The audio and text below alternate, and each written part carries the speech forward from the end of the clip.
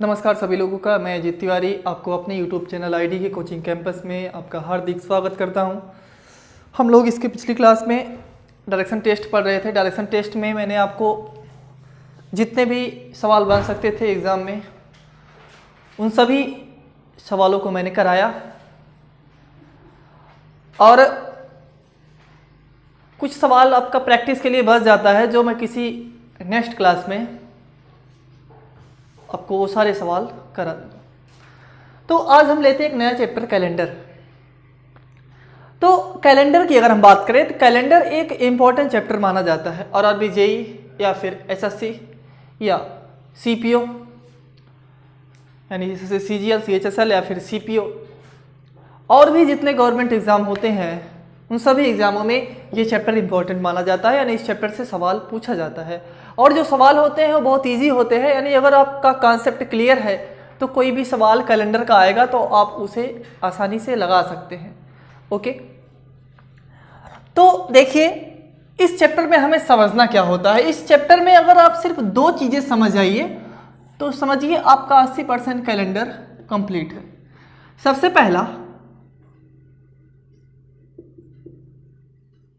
Leap year और दूसरा point जो है वह है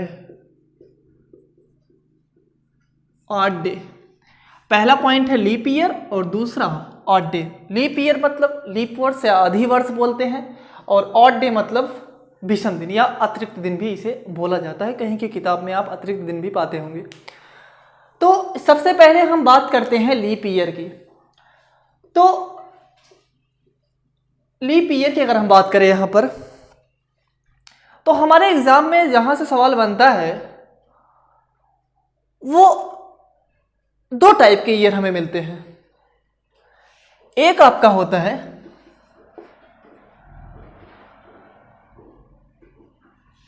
नॉर्मल ईयर और दूसरा होता है लीप ईयर। देखिए यहीं दो जगह से आपको सवाल मिलेंगे। एक आध सवाल और अभी आपका आएगा जो जहां से सेंचुरी ईयर से बनता है, उसको भी मैं अभी आपको यहां पर डिस्कस करने वाला हूं। सबसे पहले हम समझते हैं कि नॉर्मल ईयर और लीप ईयर क्या होगा। देखिए नॉर्मल ईयर की बात करें तो इसे हिंदी में हम बोलते हैं साधारण वर्ष और लीप ईयर की बात करें तो इसे हम हिंदी में बोलते हैं लीप वर्ष या अधिवर्ष। ओके, तो सवाल ये उठता है कि अगर कोई सन लिखा गया है, कोई सम लिखा गया है, कोई ईस्वी लिखी गई है तो हम उसे कैसे जानेंगे कि ये दिया गया सन, ये दिया गया वर्ष साधारण वर्ष है या लीप वर्ष है। सबसे पहले हमें यह जानना होगा। तो ध्यान दीजिए, देखिए साधारण वर्ष जो होगा उसे जब आप 4 से काटेंगे यानी 4 से विभाजित करेंगे तो वह पूरा पूरा नहीं कटता है, यानी रिमाइंडर 0 नहीं आता है। ओके, इतना समझ पा रहे हैं। यानी कोई भी सन जिसे आप 4 से काटते हो, कोई भी वर्ष जिसे आप 4 से काटते हो, 4 से काटने पर वह पूरा पूरा नहीं कटता हो, यानी कुछ ना कुछ शेष आता हो, यानी रिमाइंडर 0 के बराबर ना आता हो, तो वह सन कौन सा होता है? साधारण वर्ष या नॉर्मल ईयर। अब हम बात करें लीप वर्ष की। तो लीप वर्ष में कोई भी सन लीप वर्ष तब होगा, कोई भी वर्ष लीप वर्ष तब होगा जब उसे आप 4 से विभाजित करेंगे, यानी 4 से डिवाइड करेंगे और डिवाइड करने के बाद वहां पर रिमाइंडर कितना आ जाता है? 0 आ जाता है, यानी शेष 0 आ जाता है। तो वह दिया गया वर्ष क्या होगा? लीप वर्ष होगा। मैं यहाँ पर कुछ एग्जाम्पल लिखता हूँ, उसके माध्यम से समझते हैं कि कौन सा वर्ष लीप वर्ष होगा और कौन सा साधारण। सबसे बड़ी समस्या यही होती है। देखिए मैंने यहाँ पर लिखा, अगर हम बात करें 2001 की या बात करें 2005, 2008, 1984, 2020, 2022, 2029, ये इतने सारे एग्जाम्पल लिखे गए हैं, आपको बताना ये है कि इसमें कौन सा वर्ष लीप वर्ष होगा और कौन सा वर्ष साधारण वर्ष होगा। ध्यान दीजिएगा। देखिए आप क्या करेंगे, अगर ये कोई सन है तो आप क्या करते हैं, इसे आप 4 से डिवाइड करेंगे। 4 से अगर पूरा पूरा कट जाए यानी शेषफल या रिमाइंडर 0 आ जाए तो ये कौन सा वर्ष होगा, लीप वर्ष होगा। अगर 4 से पूरा पूरा ना कटे, रिमाइंडर कुछ ना कुछ आए यानी 0 ना आए तो ये कौन सा वर्ष होगा, साधारण वर्ष होगा। तो हमें पहचानना है कि जो दिया गया वर्ष 2001 है, क्या ये 4 से पूरा पूरा कट रहा है। तो 4 से पूरा पूरा कटने का एक नियम होता है कि अगर किसी भी सम का लास्ट का 2 डिजिट यहां पे देखिए 01 है, अगर किसी भी दिए गए सम का लास्ट का 2 अंक 4 से पूरा पूरा कट जा रहा है तो वह पूरा सन या पूरी संख्या 4 से कट जाती है। क्या यहाँ पर ये 4 से 01 कटेगा, नहीं कटेगा। अगर नहीं कटेगा तो ये कौन सा ईयर होगा, ये होगा आपका नॉर्मल ईयर, या इसे हम शॉर्ट फॉर्म में लिखे हैं, इसको बोलते हैं साधारण वर्ष, नॉर्मल ईयर। ओके, यहाँ पे 2005 की बात करें तो 2005 में 05 लास्ट का 2 अंक है, 2 डिजिट, तो क्या ये 4 से कटेगा, नहीं कटेगा। तो ये भी कौन सा ईयर हो गया, नॉर्मल ईयर। हम बात करें 2008 के तो 08 का 4 से कटेगा, जी हाँ बिल्कुल कटेगा। तो ये कौन सा ईयर हो गया, लीप ईयर यानी अधिवर्ष या लीप वर्ष। हम बात करें 1984 में, क्या 1984 में ये जो 84 है क्या ये 4 से कट रहा है, 21 चौक 84 यानी 4 से पूरा पूरा कट रहा है, तो ये भी कौन सा ईयर होगा, लीप ईयर होगा। हम बात करें 2020 में, क्या 2020 यानी जो वर्ष चल रहा है अभी कंटिन्यू है, क्या इसमें 20 लास्ट का जो 2 अंक है ये 4 से कट रहा है, जी हाँ 4 से कट रहा है, तो ये भी कौन सा ईयर हो गया, लीप ईयर। 2022 की बात करें तो 22 4 से नहीं कटता, ये कौन सा ईयर, नॉर्मल ईयर। 29 4 से नहीं कटता है तो ये कौन सा ईयर, नॉर्मल ईयर। यानी हमें पहचानना कैसे है कि कोई भी वर्ष अगर पूरा पूरा 4 से कट जा रहा है तो वह लीप वर्ष है, और अगर 4 से नहीं कट रहा है तो वह कौन सा वर्ष है, साधारण वर्ष है। अब आप साधारण वर्ष और लीप वर्ष को पहचानना जान गए होंगे। अब हम बात करें यहीं पर एक वर्ष 2000, तो 2000 की बात करें तो 2000 में भी आप कहेंगे ये जो 0 है ये 4 से कट रहा है, यानी ये भी आपका क्या हो जाएगा, लीप वर्ष। अगर हम बात कर लें 3000 की तो 3000 भी आप क्या बोलेंगे, लीप वर्ष, लेकिन ये गलत है। अभी आपको बताते हैं कि इन दोनों के अलावा एक वर्ष और होता है जिसे हम क्या बोलते हैं, सेंचुरी। अभी इसको हम मिटा रहे हैं। देखिए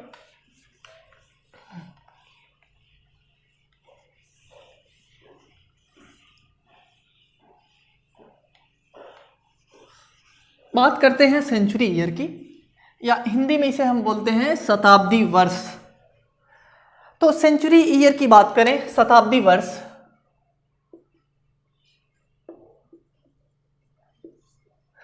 सेंचुरी ईयर कोई वर्ष है, कोई सन है, उसे हम कब मानेंगे कि वह एक सेंचुरी ईयर है, वह एक शताब्दी वर्ष है। देखिए शताब्दी वर्ष यानी शताब्दी, यहां पर नाम से स्पष्ट है शत, यानी ऐसा कोई भी सन जिसका लास्ट का 2 अंक 0 हो, जैसे कम से कम 2 अंक 0 हो। जैसे देखिए 2000 का लास्ट का 2 अंक 0 है, मैक्सिमम 3 भी हो सकता है, 4 भी हो सकता है, कोई फर्क नहीं पड़ता, मिनिमम 2 अंक 0 होना चाहिए लास्ट का। यहां पे लिखा गया 3000, यहां पे लिखा गया 200, 300, 1000, 1900, 1800, 1600, ये सभी क्या है, सेंचुरी ईयर यानी शताब्दी वर्ष। शताब्दी वर्ष की पहचान कैसे करेंगे, कोई भी वर्ष जिसका लास्ट का अंक कम से कम 2 0 हो, यानी मिनिमम 2 होना चाहिए, 3 भी हो सकता है, तो वह वर्ष कौन सा होगा, सेंचुरी ईयर यानी शताब्दी वर्ष। अब हमें पहचानना है कि हम तो ये जान गए कि अगर कोई वर्ष दिया गया है तो कब उसे जानेंगे कि नॉर्मल ईयर है, या कब उसे जानेंगे कि लीप ईयर है।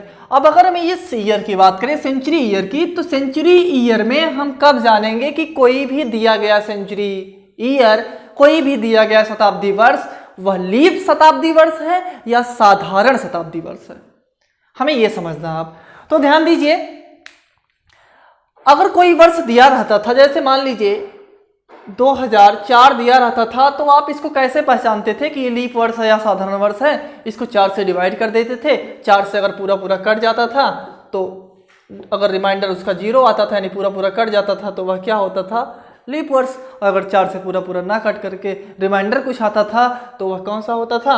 Normal year. लेकिन यहाँ पर आपको ऐसा नहीं करना है।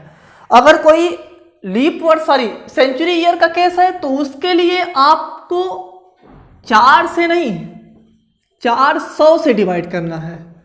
400 से डिवाइड करने पर अगर वह पूरा पूरा कट जा रहा है, यानी रिमाइंडर 0 आ रहा है, तो वह दिया गया सेंचुरी ईयर कौन सेंचुरी ईयर होगा? लीप सेंचुरी ईयर होगा।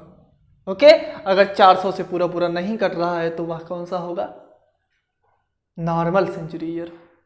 कॉन्सेप्ट क्लियर है? देखिए एग्जांपल लिया गया है, 2000 की बात करें तो 2001 सेंचुरी ईयर है। जितने भी लिखे गए यहाँ पर सब सेंचुरी ईयर है। क्या 2000 400 से कटेगा? बिल्कुल कटेगा।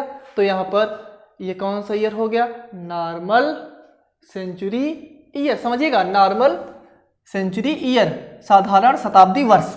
3000 की बात करें, 3400 से नहीं कटेगा, 400 से नहीं कटेगा। इसका मतलब ये कौन सा है? सॉरी, ये नॉर्मल नहीं है। अगर 400 से कट जा रहा है तो ये लीप है, लीप सेंचुरी ईयर। 3000 की बात करें तो 3400 से नहीं कट रहा है, तो नहीं कट रहा है तो ये कौन सा होगा? Normal century year. 200 की बात करें तो 200 400 से नहीं कटेगा, तो ये भी कौन सा हो गया? Normal century year. 300 की बात करें, 300 भी 400 से नहीं कटेगा, ये भी कौन सा ईयर हो गया? Normal century year. 1000 को काटे तो 1000 भी नहीं कटेगा, ये भी नॉर्मल सेंचुरी ईयर। 1900 को काटेंगे तो 1900 भी 400 से नहीं कटेगा, ये भी नॉर्मल सेंचुरी ईयर। 1800 भी नॉर्मल सेंचुरी ईयर। 1600 को काटेंगे तो 400 से पूरा पूरा कट जाएगा, यानी ये कौन सा ईयर हो गया? Leap century year.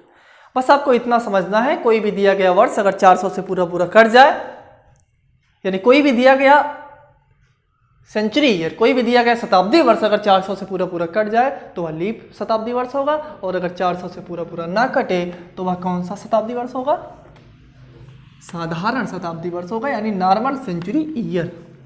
अब आगे बढ़ते हैं, ध्यान दीजिएगा।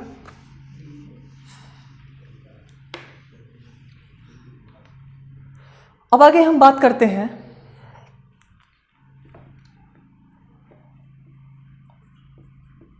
ऑड डे यानी विषम दिन। विषम दिन हम कैसे निकालते हैं? तो देखिए, विषम दिन हम सीखेंगे यहां पर। एक दिन में विषम दिन कैसे निकलता है? कोई पर्टिकुलर दिन दिया हो, जैसे 10 दिन, 20 दिन, 15 दिन, 1 महीने, 1 साल, इसमें विषम दिन कैसे? 365 दिन, इसमें विषम दिन कैसे निकलता है? और दूसरा पॉइंट, अगर कोई मंथ दिया गया है, 2 मंथ के बीच में, जैसे जनवरी से मार्च के बीच में विषम दिन निकालना है, तो वहां पर हम विषम दिन कैसे निकालेंगे? या फिर दिया गया है ईयर के बीच में, यानी वर्ष के बीच में, हम विषम दिन कैसे निकालते हैं? ओके, तो ये सब चीज आप यहां पर समझेंगे। तो हम सबसे पहली चर्चा करने जा रहे हैं, सबसे पहला पॉइंट, दिन में विषम दिन कैसे निकालते हैं। दिन में जैसे मैंने यहां पर लिख दिया 10 दिन, यहां पर दिन है और यहां पर विषम दिन है। 10 है, 20 है, 14 है, 15 है, फिर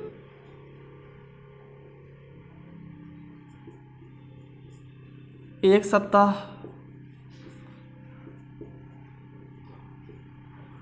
50 सप्ताह, 365 दिन, 366 दिन, इन सभी में आपको क्या निकालना है? विषम दिन। तो ध्यान दीजिएगा, अगर विषम दिन हमें निकालना हो पर्टिकुलर दिन में, तो उस पर्टिकुलर दिन में आप 7 से डिवाइड करिए। 7 से डिवाइड करने के बाद जितना रिमाइंडर आता है वही उसका क्या हो जाता है? विषम दिन, सॉरी जितना रिमाइंडर आता है वही उसका विषम दिन हो जाता है। 7 से डिवाइड करेंगे, 7 से डिवाइड करने के बाद जो शेष आएगा वही उसका विषम दिन हो जाएगा। जैसे देखिए जब आप 10 में 7 से डिवाइड करेंगे तो एक बार पूरा पूरा जाएगा, 3 शेषफल आएगा, तो इसका विषम दिन कितना हो गया 3। 20 को जब आप 7 से डिवाइड करेंगे तो 7 दूना 14, इसका विषम दिन आ गया 6। देखिए विषम दिन जो आएगा वो 0 से लेकर के 6 तक ही आएगा, 7 नहीं आएगा, 7 आएगा तुरंत 0 हो जाएगा। 14 की बात करें तो ये 0 विषम दिन आएगा। 15 की बात करें तो 1 आएगा। देखिए 1 सप्ताह मतलब 7 दिन, इसका मतलब क्या 0। 50 सप्ताह, देखिए यहाँ पर लोग गलतियां करते हैं। 50 सप्ताह को क्या करते हैं, 50 को 7 से डिवाइड कर देते हैं और बोलते हैं 7 बार पूरा चला जा रहा है, 49 हो जा रहा है, 1 शेषफल हो रहा है, तो यहाँ पर 1 विषम दिन लिख देते हैं। लेकिन ऐसा नहीं है। ये बताइए अगर 1 सप्ताह में हमें विषम दिन 7 है तो चाहे 2 सप्ताह हो, चाहे 100 सप्ताह हो, चाहे 50 सप्ताह हो, उसमें विषम दिन 0 ही तो होगा, क्योंकि 1 सप्ताह में विषम दिन 0, 7 दिन में 0, तो वह दिनों की संख्या चाहे जितनी हो, अगर वह 7 का मल्टीपल है तो उसमें विषम दिन कितना आएगा 0 आएगा। यानी चाहे यहाँ पे 1 सप्ताह, 2 सप्ताह, 100 सप्ताह, 50 सप्ताह, 1000 सप्ताह लिखा हो, इसमें विषम दिन कितना आएगा 0 आएगा। 365 दिन को 7 से आप डिवाइड करेंगे कितना जाएगा 1 विषम दिन आएगा। 366 दिन में 2 विषम दिन आएगा। ओके, अब आप यहाँ जान गए हैं कि अगर आपको दिन दिया गया है उसमें विषम दिन कैसे निकालना है। अब आगे समझिएगा।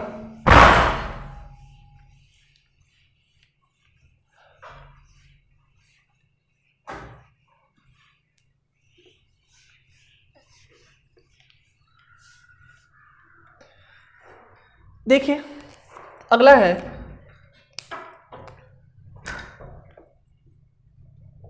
अगर मंथ दिया गया है तो उसमें विषम दिन कैसे निकालते हैं। दूसरा पॉइंट देखिए, यहाँ पर जनवरी, फरवरी, मार्च, अप्रैल, मई, जून, जुलाई, अगस्त, सितंबर, अक्टूबर, नवंबर, दिसंबर। ओके, 12 मंथ होते हैं। यहां पर लिखा गया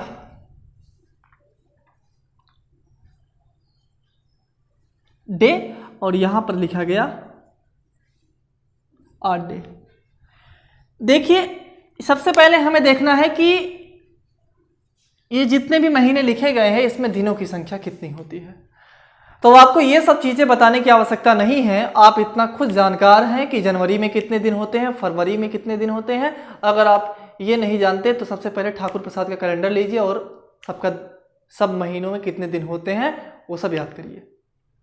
ओके, तो यहाँ पर हम आपको ये नहीं बताएंगे कि जनवरी में कितने दिन होते हैं, फरवरी में कितने दिन होते हैं। ओके, देखिए अगर हम जनवरी की बात करें तो जनवरी में दिनों की संख्या कितनी होती है 31। फरवरी में देखिए 28 भी होती है और 29 भी होती है। मार्च में दिनों की संख्या 31 होती है। अप्रैल में दिनों की संख्या 30 होती है। मई में दिनों की संख्या 31, जून में दिनों की संख्या 30, जुलाई में 31, अगस्त में 31, सितंबर में 30, अक्टूबर में 31, नवंबर में 30 और दिसंबर में 31। इतना आपको क्लियर होगा। अब आगे देखिए, आपको विषम दिन निकालना है। मैंने आपको अभी सिखाया कि अगर दिन दिया गया है उसमें आप 7 से डिवाइड करेंगे, जितना रिमाइंडर आएगा वही क्या हो जाएगा विषम दिन। 31 में आप 7 से डिवाइड करेंगे तो 7 चौक 28, 4 बार पूरा पूरा जाएगा, रिमाइंडर कितना आएगा 3, यानी यहां पर विषम दिन कितना आ गया 3। अब अगर जिस वर्ष की बात करता है वह वर्ष लीप वर्ष है या सबसे पहले साधारण वर्ष है, तो साधारण वर्ष में दिनों की संख्या फरवरी में 28 होती है। ओके, 28 होती है। यानी मैं वहां पर एक चीज आपको नहीं बताया, लीप वर्ष के केस में, लीप वर्ष के केस में जो एक दिन आपका बढ़ जाता है, यानी लीप वर्ष में दिनों की संख्या 366 होती है। लीप वर्ष में दिनों की संख्या 366 होती है और नॉर्मल ईयर में यानी साधारण वर्ष में दिनों की संख्या कितनी 365 होती है। आपको यहाँ समझना है 366 इसलिए है क्योंकि यहाँ पर फरवरी 28 की ना होकर के एक जुड़ जाती है, 29 की हो जाती है, इसलिए इसमें विषम दिन 2 हो जाता है और इसमें विषम दिन 1 ही होता है। ओके, यहाँ पर फरवरी 28 की ही होती है, बट जो लीप वर्ष होता है उन सभी में फरवरी 29 दिन की होती है। तो अगर 28 दिन की फरवरी है तो यहाँ पर विषम दिन कितना 7 चौक 28, पूरा पूरा कट जा रहा है 0। अगर 29 दिन का है तो 29 दिन के लिए क्या होगा, 1 विषम दिन होगा। 31 का महीना है तो कितना, 3 होगा। 30 का महीना है तो 2 होगा। 31 का महीना है तो 3 होगा। 30 का महीना है तो 2 होगा। 31 का 3, 31 का 3, 30 का 2, 31 का 3, 30 का 2, 31 का 3। इतना आप समझ पा रहे हैं। अब आगे देखिए, एक एग्जाम्पल लेते हैं।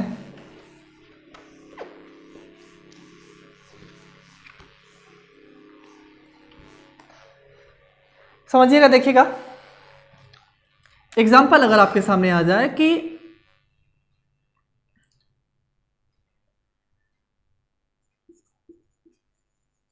4 अप्रैल से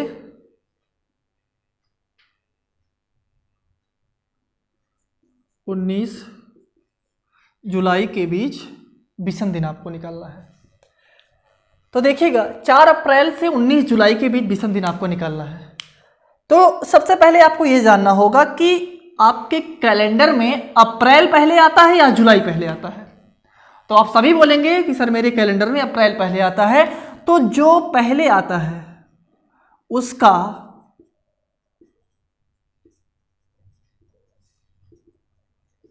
बचा हुआ दिन, और अप्रैल के बाद मई आएगा, जून आएगा, ये जुलाई है, यानी जो बाद में आ रहा है उसका क्या कर देते हैं, गिवन डेट, यानी जो डेट दिया गया होता है उसको लिख लेते हैं। यहां पर आपको समझना है कि अप्रैल 4 हो गया है, 30 का महीना है तो बच कितना रहा है, 26, यानी क्या यहां पर 26 लिख सकते हैं।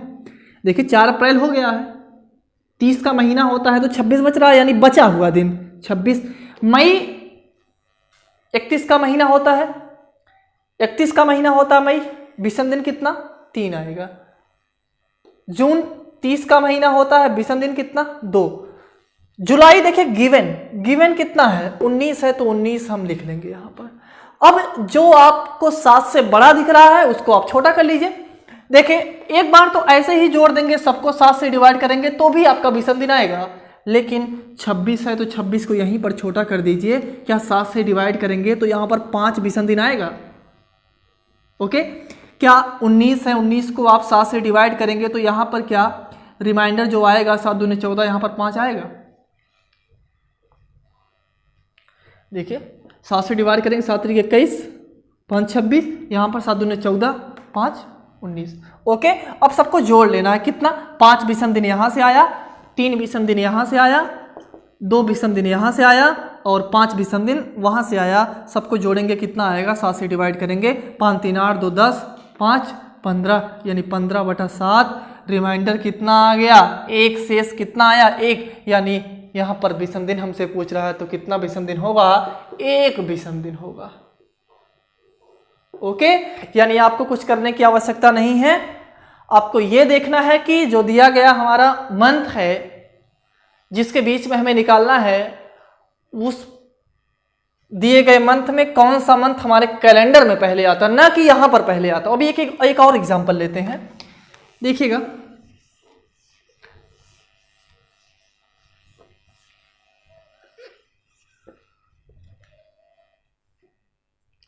देखिए जैसे अगला एग्जांपल है,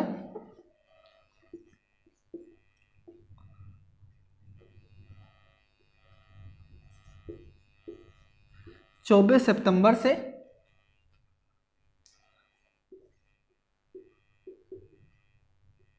21 मई के बीच आपको विषम दिन निकालना है। अब ये बताइए आपके कैलेंडर में सितंबर पहले आता है कि मई पहले आता है।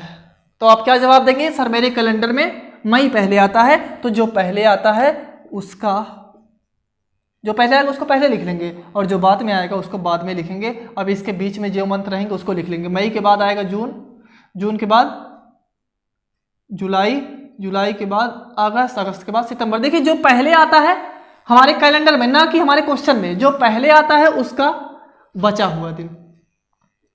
मई 21 हो गया है, 21 हो गया है, और महीना कितने का है, 21 मई हो गया है। बचा हुआ कितना दिन है, 31 का महीना होता है। तो क्या यहां पर 10 दिन बचेगा, इस 10 को आप छोटा कर सकते हैं 7 से डिवाइड करके। क्या 3 लिख सकते हैं? बिल्कुल लिख सकते हैं, क्योंकि रिमाइंडर कितना आएगा? 3 आएगा जब 7 से डिवाइड करेंगे। जून की बात करें तो 30 का महीना होता है, यहाँ पर 2 होगा। जुलाई की बात करें तो 31 का महीना होता है, क्या यहाँ पर 3 होगा?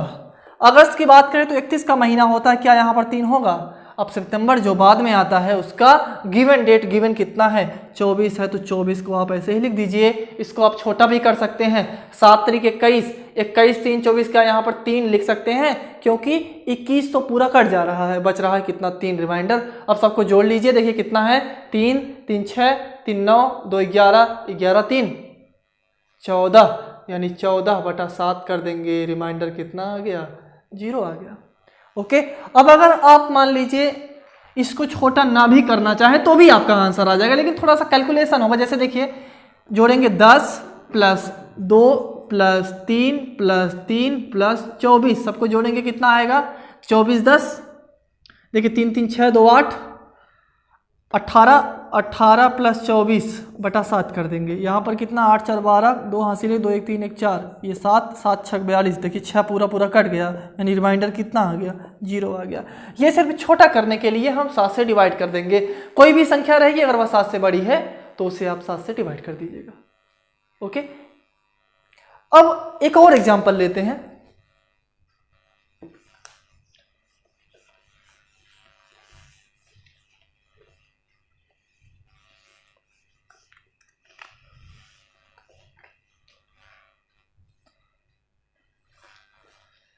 देखिएगा, अगला एग्जाम्पल है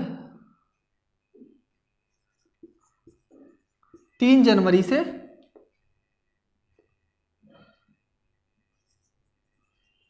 21 अप्रैल। अब यहां पर देखिए पहले कौन सा, अब हम मान लेते हैं कि जिस वर्ष की बात कर रहा है वह वर्ष लीप वर्ष रहा होगा। ओके, समझिएगा। देखिए 3 जनवरी से 21 अप्रैल, तो यहां पर जनवरी पहले आता है, तो जो पहले आता है उसका बचा हुआ दिन 31 दिन का होता है। 3 हो गया है तो बच कितना रहा है? 28। क्या इस 28 को छोटा करके 0 लिख सकते हैं? फरवरी आएगा, लीप ईयर है तो 29 दिन होगा, रिमाइंडर कितना? 1।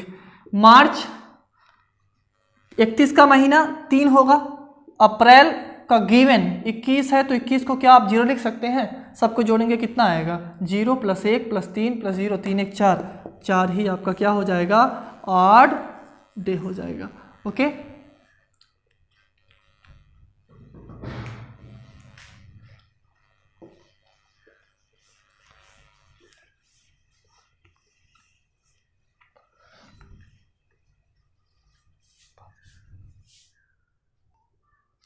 देखिए समझिएगा, समय बहुत कम है, थोड़ा सा स्पीड बढ़ाएंगे। अब तीसरा है आपका है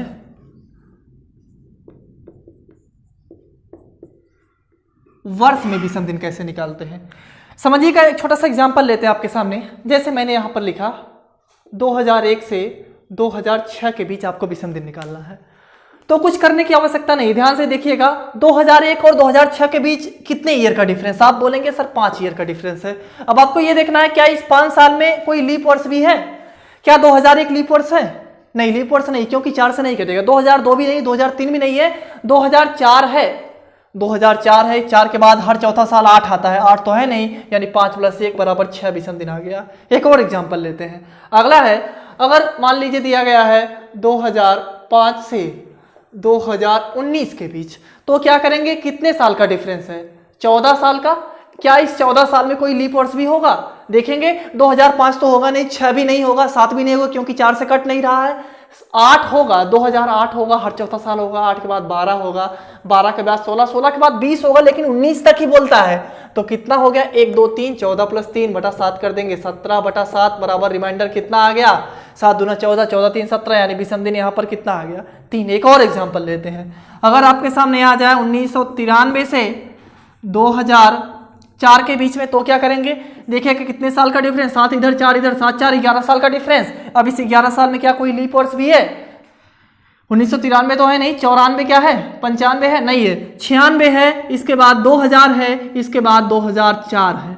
अब 2004 को तब कंसीडर करेंगे जब फरवरी को लिया गया होगा, फरवरी को छोड़ दिया गया, फरवरी के पहले होगा तो 2004 को कंसीडर नहीं करेंगे। अगर फरवरी को छोड़ा नहीं गया होगा तो 2004 को कंसीडर करेंगे। यानी मार्च, अगर मार्च 2004 की बात करते हैं, इसका मतलब फरवरी को कंसीडर कर लिया गया है। तो यहाँ पर 1 2 3 हो गया, 11 + 3 / 7, रिमाइंडर कितना आ गया, 0 आ गया। अब इससे आगे मैं आपको अगले क्लास में बताऊंगा कि किस तरीके से हम तो आज की क्लास यहीं पर रोकते हैं।